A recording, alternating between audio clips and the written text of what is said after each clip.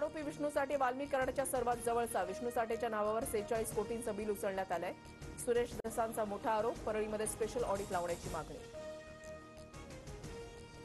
स्थानिक स्वराज्य संस्थांच्या निवडणुकांबाबत आज सुनावणी. जस्टिस सूर्यकांत आणि कोटेश्वर सिंग यांच्या खंडपीठासमोर सुनावणी होणार.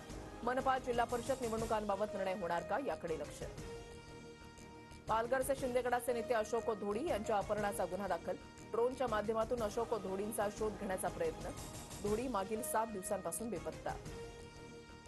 5 वर्षांमध्ये एसटीच्या ताफ्यामध्ये 25,000 स्वमालकीच्या नव्या बसेस खरेदी करण्याचा प्रस्ताव. अर्थमंत्री अजित पवारांकडून प्रस्तावाला तत्वतः मान्यता. आजची राज्य मंत्रिमंडळाची बैठक वादळी होण्याचा अंदाज. नाशिक आणि रायगडचं पालकमंत्रीपद तसंच एसटीच्या दरवाढी विरोधात चर्चा होण्याची शक्यता.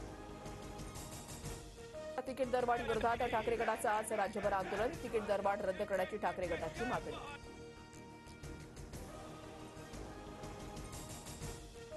मुंबई मेट्रो 8 द्वारे मुंबई विमानतळ आणि नवी मुंबई विमानतळाला जोडलं जाणार. सार्वजनिक खासगी भागीदारी तत्वावर मंजुरी देण्याचा निर्णय. सविस्तर प्रकल्प अहवाल सिडको मार्फत तयार करण्याचे नगरविकास विभागाचे आदेश.